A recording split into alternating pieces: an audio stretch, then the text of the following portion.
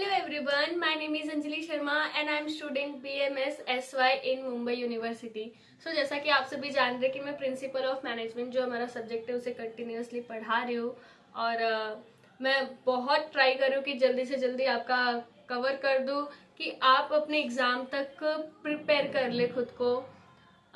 ये लेक्चर्स को मीन्स आप एक रात पहले भी देख लेंगे ना तो आपको बहुत हेल्प होगा कि मीन्स एग्जाम में एटलीस्ट मैं कुछ भी अगर नहीं पढ़ा हूँ तो वो टॉपिक्स हेड पॉइंट्स को मैं लर्न कर लूँ और जो मैं कह रही हूँ वो मीनिंग को समझ लूँ, फिर अंदर तो मैं कुछ भी लिख सकता हूँ। ये हमारे अंदर टैलेंट होता है, सारे स्टूडेंट्स के अंदर होता है। सो यहाँ पे मैं क्या कर रही हूँ, आज हम पढ़ेंगे explain needs of management non business. उसमें क्या है, देखो मैं जितने भी टॉपिक्स आपको कवर कर रही हूँ ना वो मैं मतलब कि फर्स्ट ईयर में जब मैं थी तो मैंने देखा था कि मेरी टीचर्स ने वही टॉपिक्स पढ़ाया था और वो सभी टॉपिक्स मोस्ट इम्पॉर्टेंट है। मीन्स कंपलसरी है कि वो आते ही है। लेवल ऑफ मैनेजमेंट, फंक्शंस आते हैं, नॉन बिजनेस आता है, डिसीजन मेकिंग आता है, 14 प्रिंसिपल्स, ये सभी जो है ना फिक्स है कि ये सभी आएंगे। अगर आप यही ज़्यादा नहीं, ये 7-8 लेक्चर्स मेरे अगर अटेंड कर लेते तो आपका फिक्स है। प्रिंसिपल ऑफ मैनेजमेंट जो है हमारा 60 मार्क्स का आता है, 100 मार्क्स का है, 4 क्रेडिट्स दिए इसको।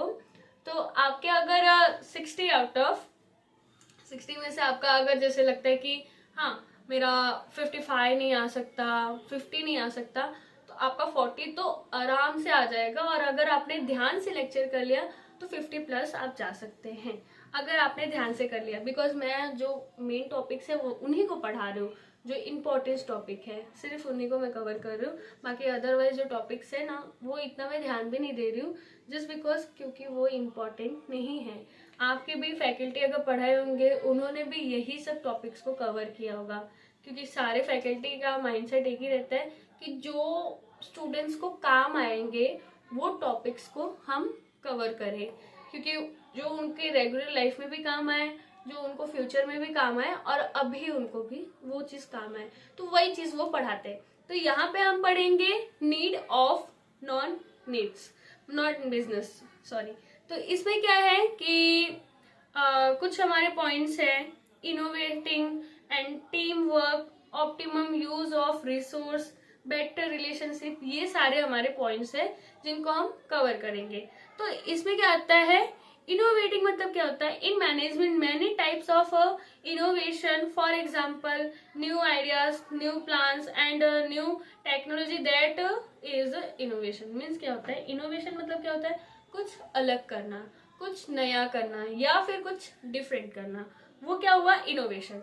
तो इसमें क्या आता है कि हमारे कुछ नया आइडिया हमने डाल दिया अपने ऑर्गेनाइजेशन में, या फिर कुछ नए प्लान्स कर दिए, या हम टेक्नोलॉजी का यूज कर लिए, तो वो क्या हुआ, इनोवेशन हुआ। या फिर अपने माइंडसेट से कुछ और ही अलग कर दिया हमने अपने ऑर्गेनाइजेशन में, तो वो सभी इनोवेशन हुआ। एंड आता है टीम वर्क। अभी टीम वर्क क्या होता है कि कभी भी कोई भी ऑर्गेनाइजेशन है उसमें टीम वर्क होता ही है। बट अगर आपने देखो नहीं भी हो रहा, अगर किसी कोई छोटा ऑर्गेनाइजेशन है वहां पे पर पर्सन काम करे, जैसे एक शॉप हो गया, तो वहां पे एक सिंगल पर्सन भी काम कर सकता है। उसमें जरूरी नहीं है कि टीम वर्क ले, 4 एम्प्लॉयज को रखे एक छोटे से दुकान के लिए, वो नहीं है।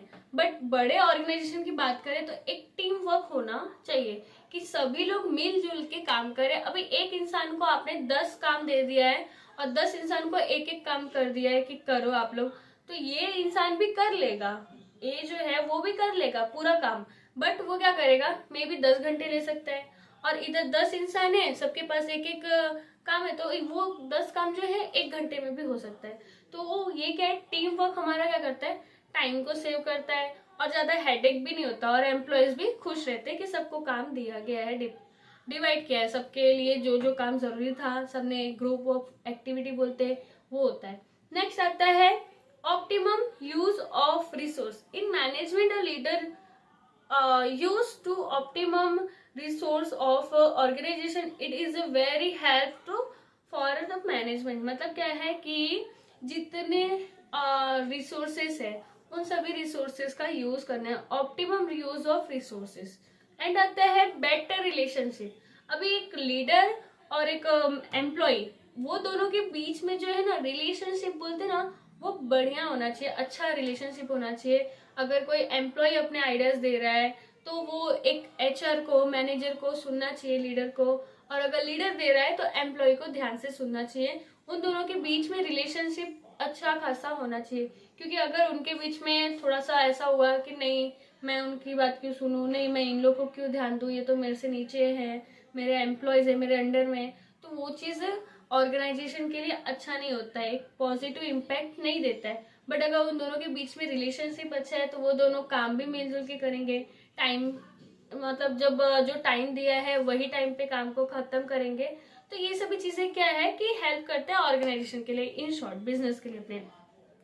एंड आता है hire resource in management required to generate the hire resource in the organisation. मतलब क्या है कि ऑर्गेनाइजेशन में हायर रिसोर्स की भी जरूरत होती है। जैसे रिसोर्स क्या हुआ, एक ह्यूमन रिसोर्स हो गया, तो वो सभी चीजें क्या करते हैं, ऑर्गेनाइजेशन को, अपने बिजनेस को इम्प्रूव करने में हेल्प करते हैं।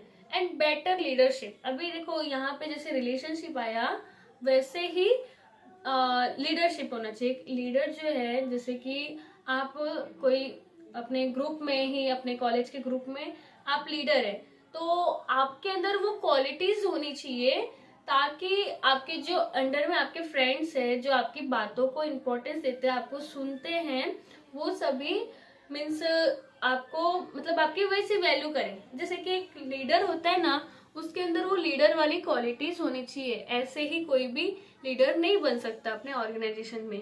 एक लीडर के अंदर हर एक चीजें थोड़ी थोड़ी उसको आनी चाहिए, क्योंकि अगर एम्प्लॉयज कोई भी उठ के आ गए, बोल दे कि मुझे सर यहाँ पे आइडिया नहीं आ रहा है, कैसे मैं करूँ, तो वो आइडिया देने का क्वालिटी जो है लीडर के अंदर होना चाहिए।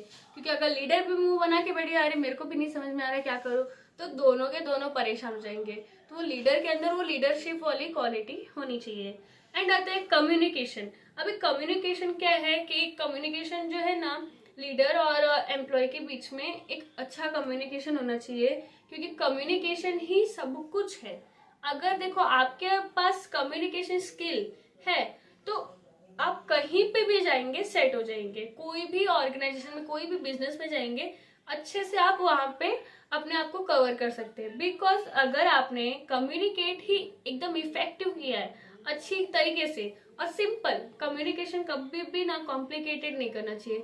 जो भी हम कह रहे हैं, जो भी हम कहना चाहते हैं, वो सामने वाले को बस समझ आए, वो हम कितना हो सके उतना सिंपल बोले।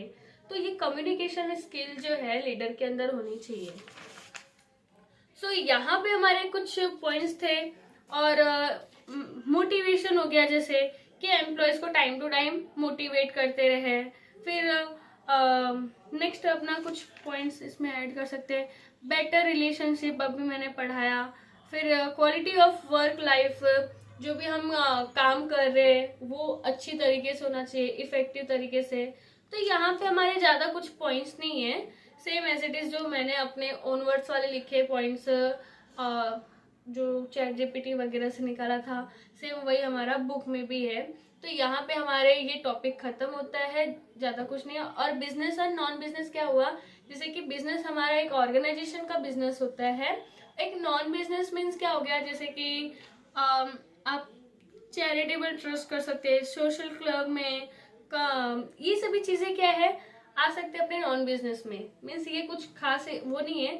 अगर आपको आ गया क्वेश्चन कि नॉन बिजनेस पे आप पॉइंट्स बताओ, लिखो उसको, तो आप सिंपली यही सभी पॉइंट्स लिख सकते हैं, उसमें कुछ प्रॉब्लम नहीं आएंगे। आप अगर आपको देखो 7 या 8 मार्क्स के क्वेश्चन आते हैं, आपका पेपर पैटर्न क्या होता है, 7 या 8 मार्क्स का क्वेश्चन रहेगा।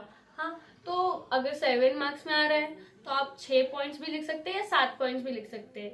अगर 8 मार्क्स में आ रहा है तो आप 8 पॉइंट लिखो, या फिर आप फिक्स रखो कि सारे मैं अपने आंसर्स को 8 पॉइंट में कवर कर दूंगा, वो चाहे जितने मार्क्स में रहे, आपको फुल मार्क्स मिल जाएंगे।